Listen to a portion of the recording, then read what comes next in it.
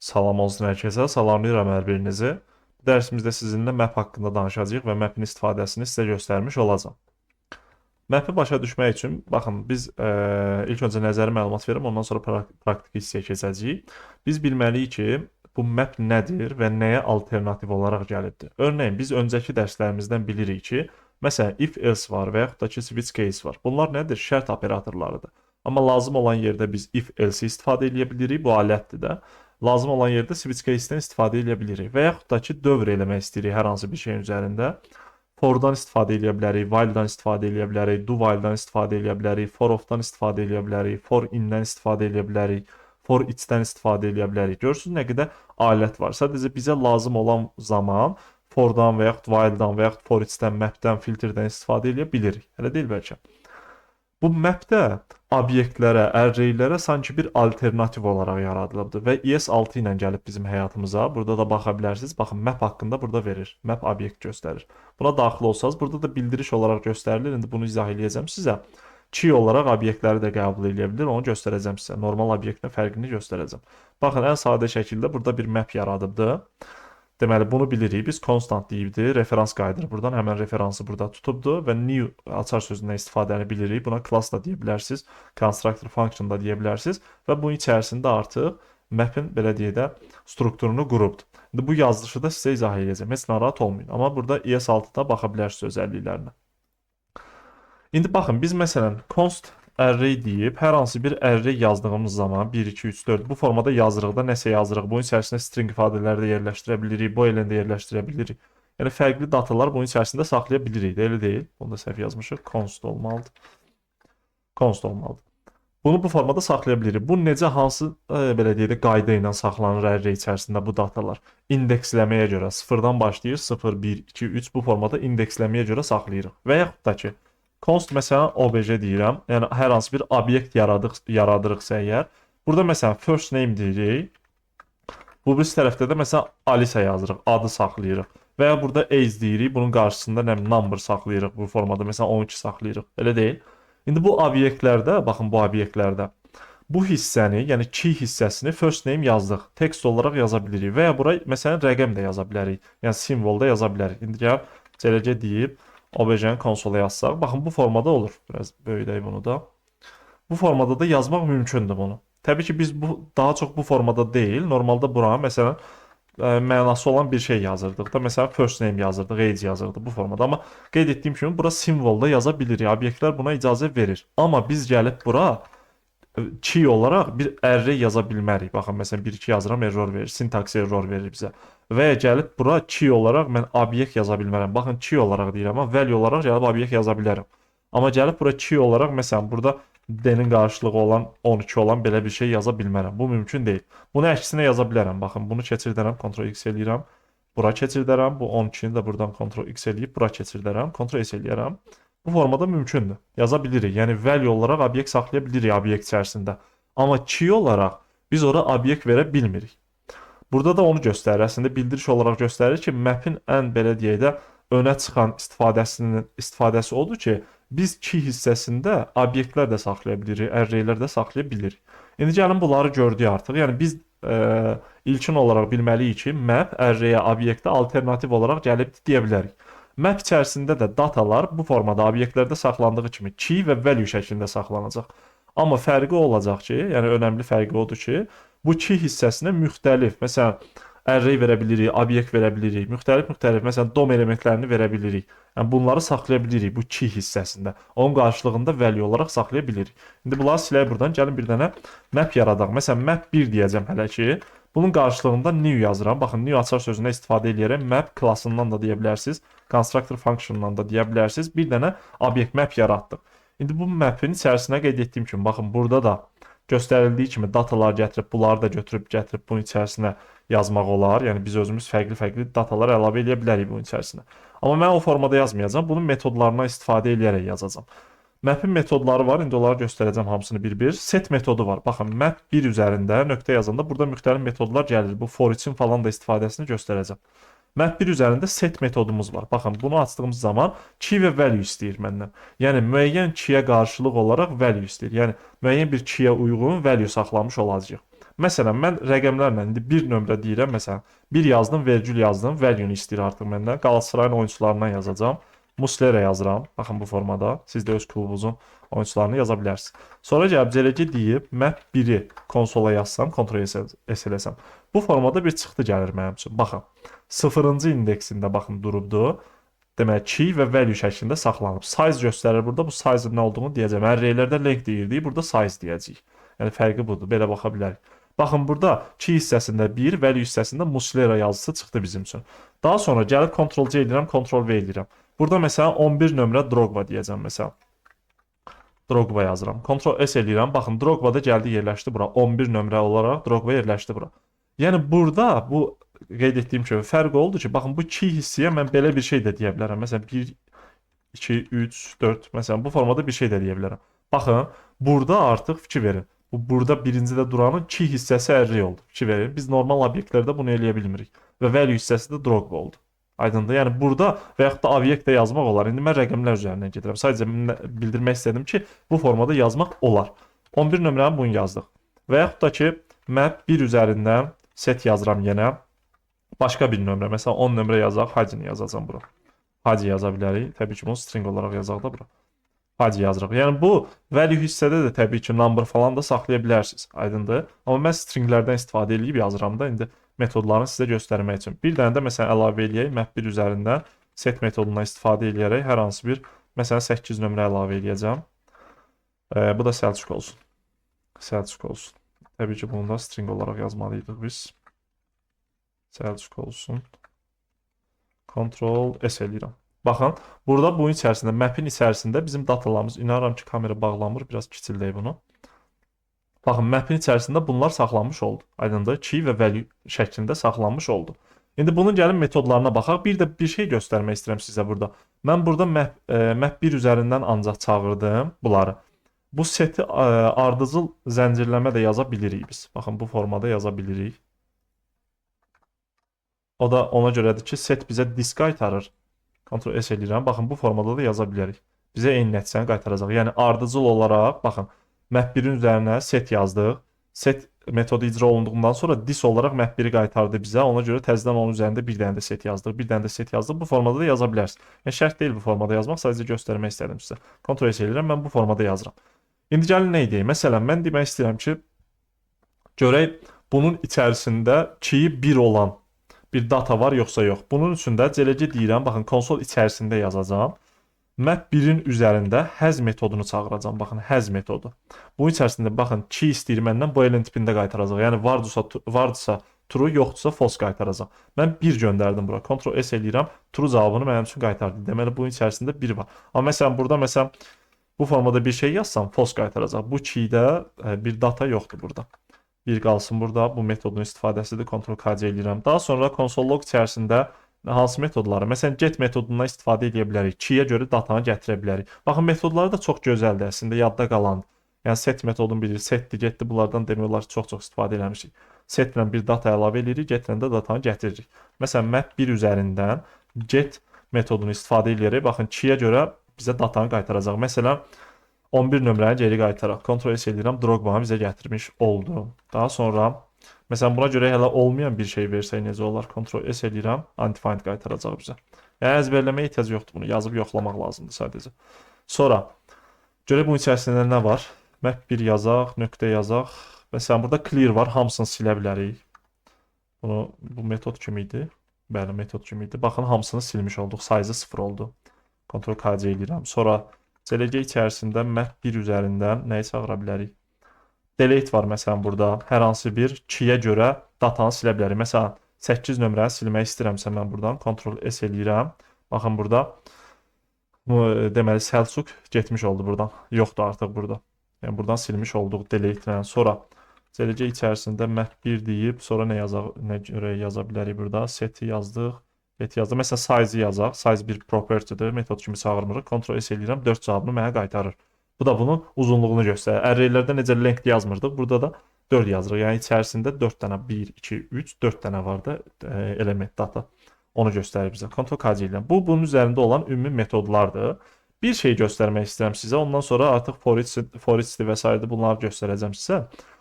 Mən gəlib əgər map-ə məsələn 2-yi 8 olan bir şey əlavə etmişəm, elə deyil. Map-ə gəlib buradan təzədən map 1 üzərindən set metodu istifadə edərək 2-yi 8 olan bir şey əlavə etmək istəsəm, baxın məsələn Sara yazıram buna da.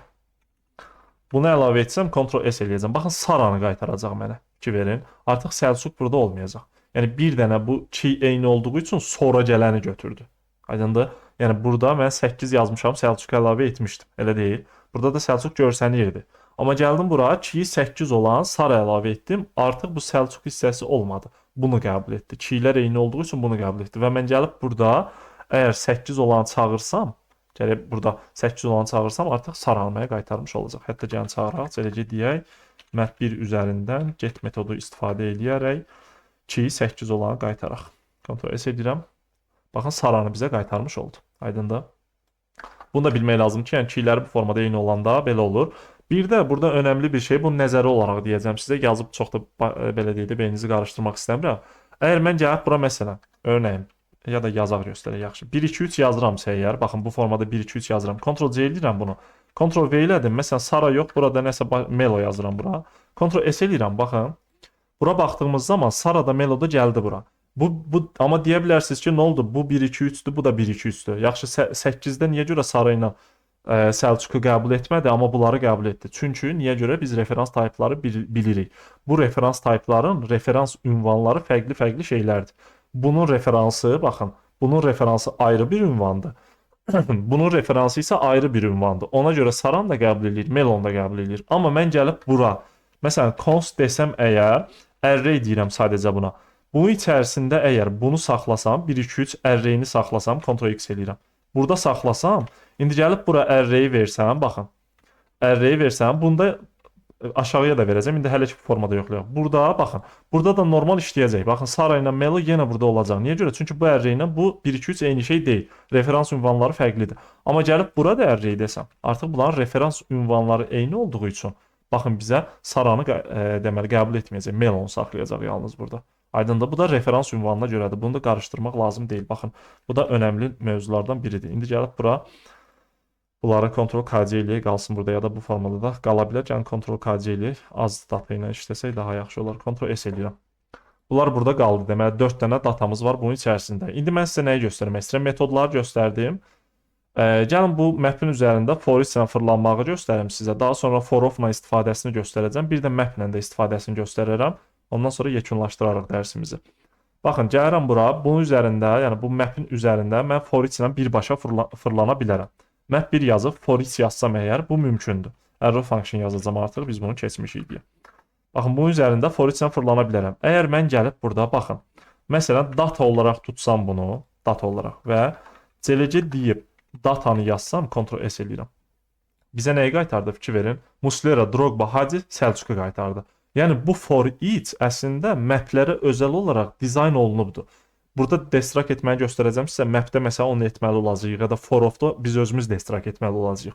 Amma for each isə maplərə özəl olaraq destrakı özü etmiş olur. Mən data yazanda ilk olaraq bunun value-larını qəbul edir. Yəni əslində bura value yaza bilərik. Buna da value yaza bilərik. İkinci parametr kimi burada isə baxın 2-yi qəbul edəcək və üçüncü parametr olaraq map'in özünü qəbul edəcək. Baxın 2 yazsam bura, gəlib burada Ctrl-C eləyək, Ctrl-V eləyək. Məsələn, sadəcə 2-ləri yazım indi konsola. Ardıcıl da yaza bilərik. Ctrl-KC eləyək bunu, Ctrl-S eləyək. Baxın, bu dəfə də 2-ləri yazdı yalnız. Baxın, 1, 11, 10, 8. Bunları yazmış oldu. 2-ləri yazdı. Yəni, ikinci parametr olaraq tutulan 2-ləri olur. Birinci parametr olaraq tutulan value-lar olur. İndi bunu belə də yazmaq olar da. Məsələn, 2 yazarıq, vergül yazarıq, value yazarıq. Ctrl-S eləyirəm. Baxın, 1 Muslera, 11 Drogba, 10 Hacı, 8 Səlcuq.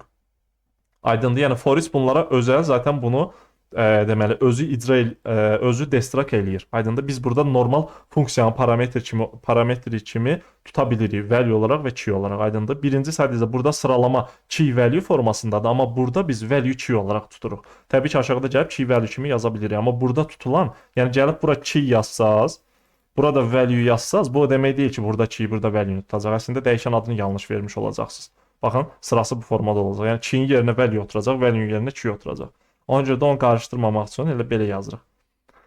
Ctrl S edirəm. Yəni burada dediyim kimi birinci parametr olaraq value'ları, yəni ikinci hissəni tutacaq. Birinci hissəni isə deməli, yəni keyləri isə burada ikinci parametr olaraq tutmuş olacaq.